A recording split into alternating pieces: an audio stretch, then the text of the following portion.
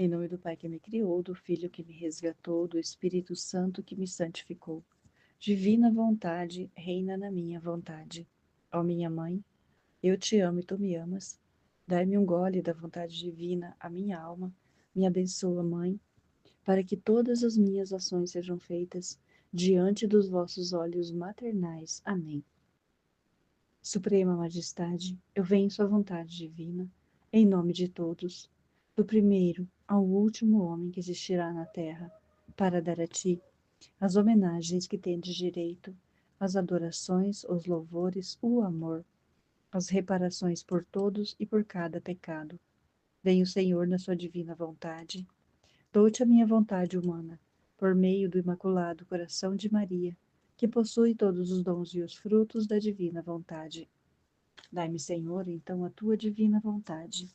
Venha, ó divina vontade, nesta ação que eu estou a fazer e em todas as ações que eu farei durante este dia. Amém. Fiat. Vinde, Espírito Santo, vinde por meio da poderosa intercessão do Imaculado Coração de Maria, vossa amadíssima esposa e nossa mãe. Amém. Continuando a leitura e meditação do Livro do Céu, volume 1, capítulo 69. 2 de setembro de 1899. Nas penas é preciso sempre pensar na paixão de Jesus Cristo. Assim nossas dores nos parecerão leves e os menores defeitos os veremos graves. A obediência. Agora, com esta obediência um pouco mais mitigada, meu pobre coração, depois de morto, começava a reviver um pouco. Mas, com tudo isto, não deixava de estar dilacerado de mil maneiras, porque a obediência, quando via que o coração se detinha um pouco mais em busca do seu Criador, como se quisesse repousar nele, porque estava sem forças, vinha me atacar com as suas armas, me feria inteira. E, além disso, ter que repetir aquele refrão quando o bendito Jesus se fazia ver: não venhas, não posso conversar, porque a obediência não o quer. Não era para mim o mais atroz e cruel martírio? Então, o que Jesus está nos ensinando com esta obediência, dizendo para nós que em cada sofrimento, em cada pena que vem, porque a Luísa, ela está dizendo aqui sobre o sofrimento que o sacerdote havia pedido para ela não chamar Jesus. Então, a obediência estava dizendo para ela que ela não poderia chamar Jesus, que não poderia dizer: vem, meu amado, não poderia desejar Jesus. Mas como a gente não vai desejar o amado da gente? Se a gente ama alguém, se você ama o teu marido, se você ama o teu namorado, a tua namorada, como você não vai chamá-lo? Assim como nós que amamos, adoramos Jesus, como nós não vamos chamá-lo? Então, este caminho é um caminho de perfeição, porque ele é um caminho de sofrimento. Por que que nós estamos sofrendo? Por que que nós sofremos? Nós temos que carregar a nossa cruz. Mas por que sofrer? Por causa do pecado original, por causa do homem ter desobedecido. Deus pediu apenas uma coisa para o homem, e o homem desobedeceu. Então, se nossos filhos desobedecem, nós vamos colocá-los de castigo, porque há uma ordem a ser seguida. Se existe esta ordem, existe alguém que está acima nos dando esta ordem. Então, nós temos que compreender que nós somos almas de Deus, nós somos criaturas de Deus. E até mesmo o que o padre pediu, que é a obediência de não chamar Jesus, nós temos que obedecer, mesmo que seja: mas isso daqui não precisa obedecer, é coisa mínima. É a obediência pediu. Se a obediência pediu, nós temos que obedecer.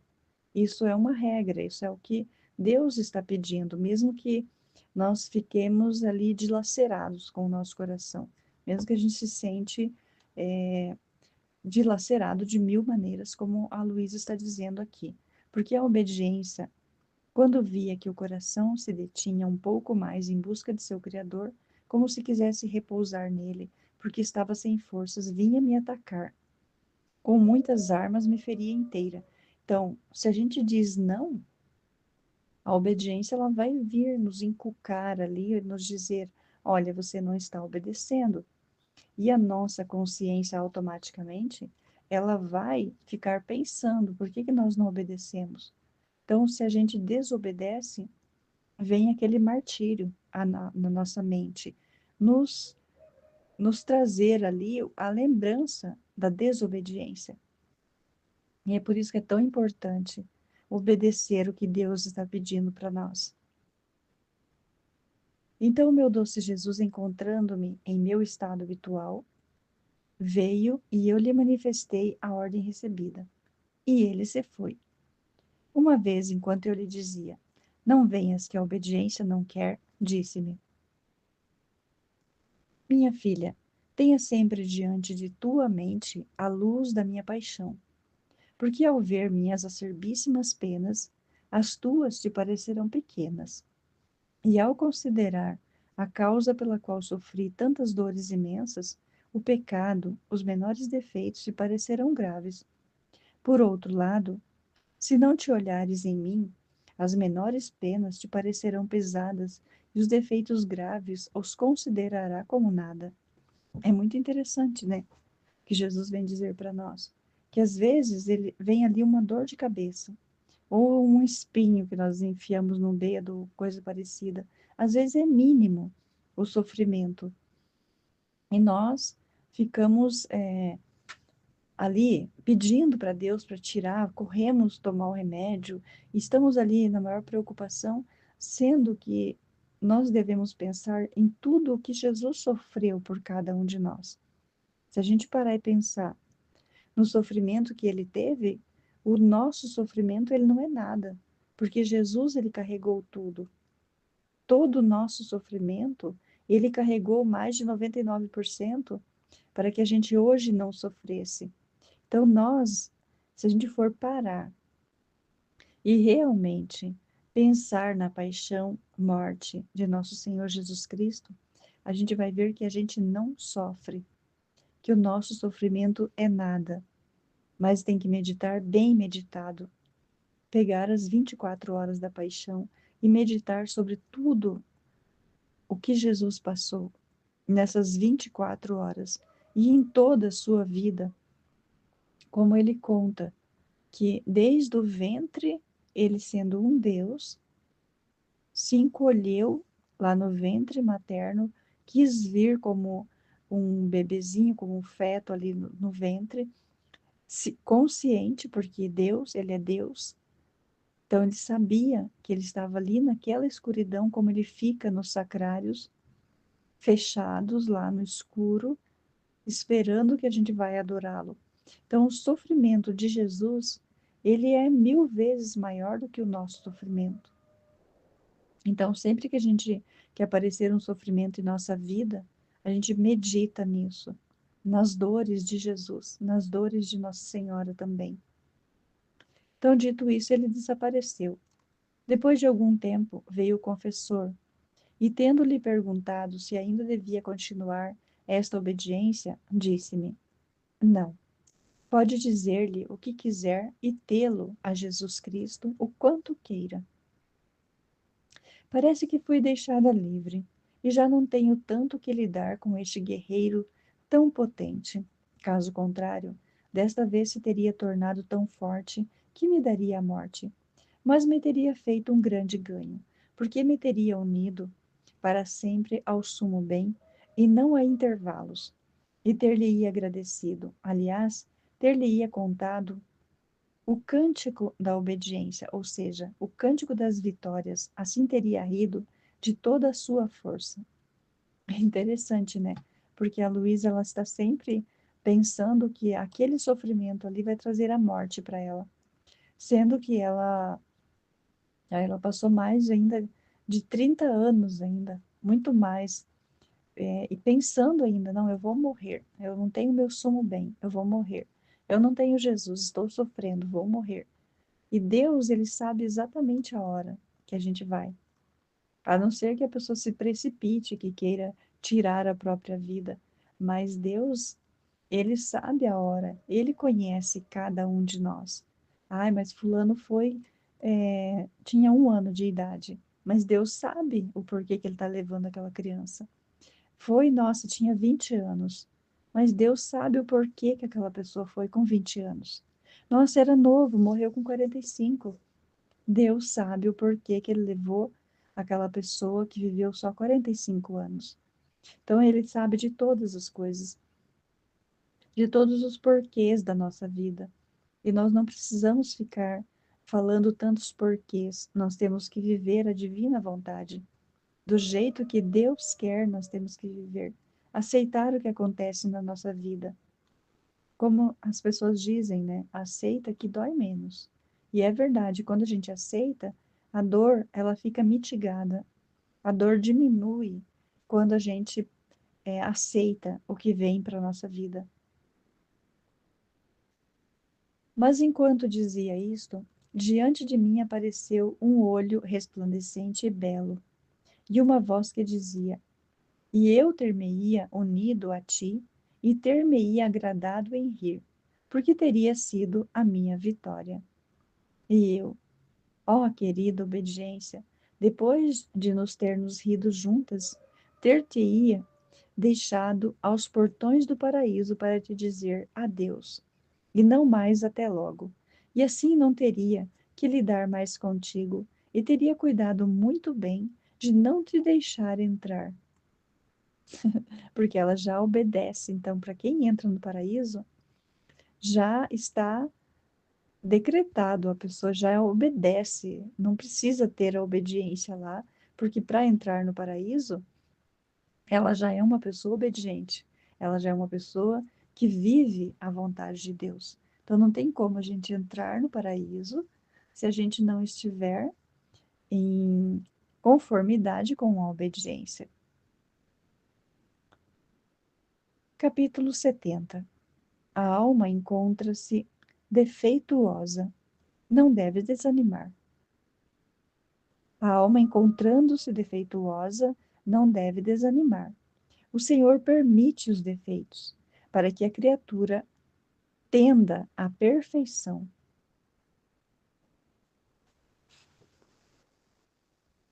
Esta manhã estava tão desanimada e me via tão má, que eu mesma me tornava insuportável.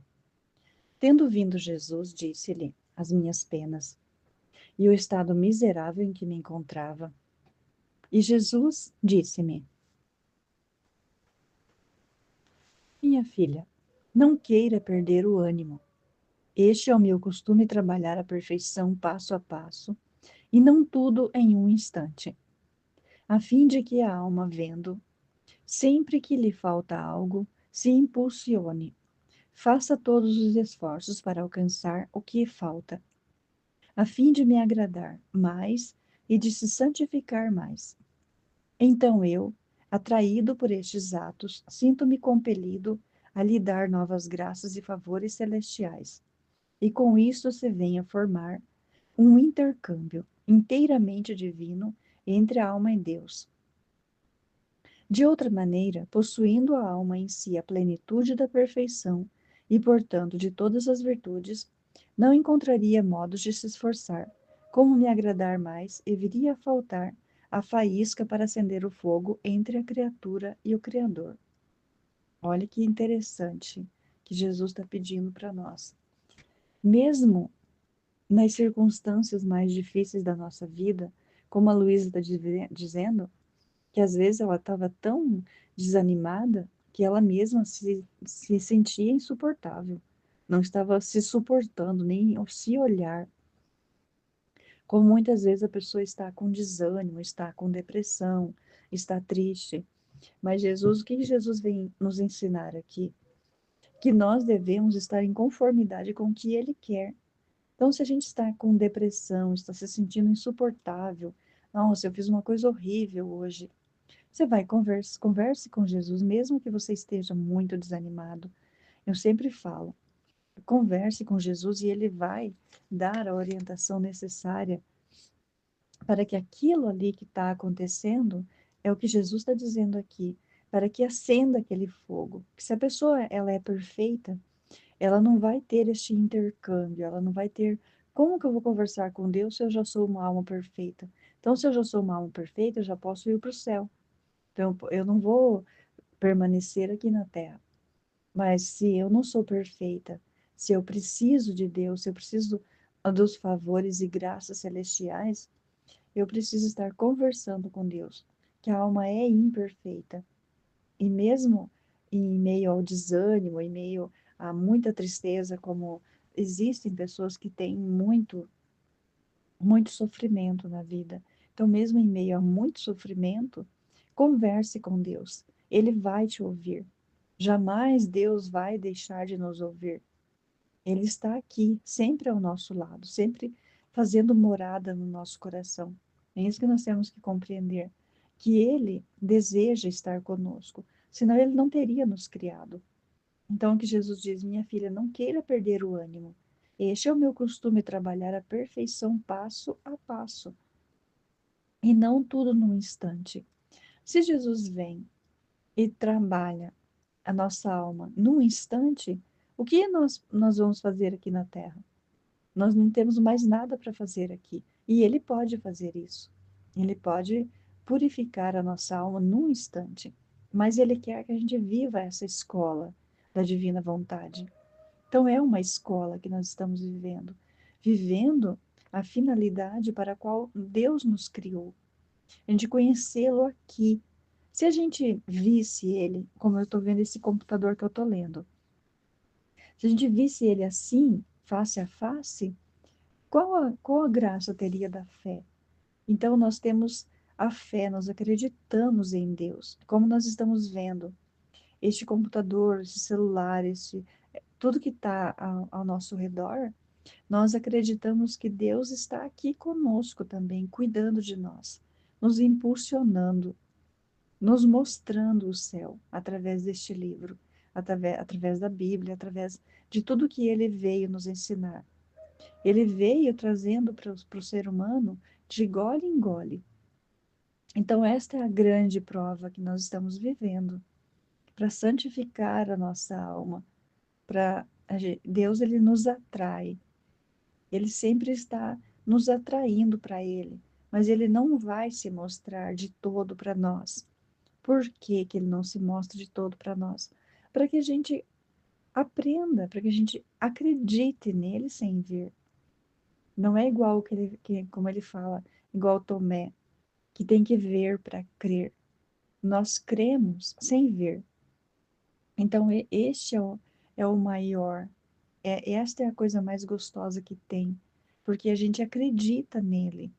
Tanto é que estamos lendo e meditando todos os dias estes escritos em a Bíblia e outros livros também que Jesus mostra para nós, para a gente ler e compreender como é o céu, como vai ser estar perto deste Deus maravilhoso. Então é um interim, é um intercâmbio entre a alma e Deus, inteiramente divino, como ele diz aqui.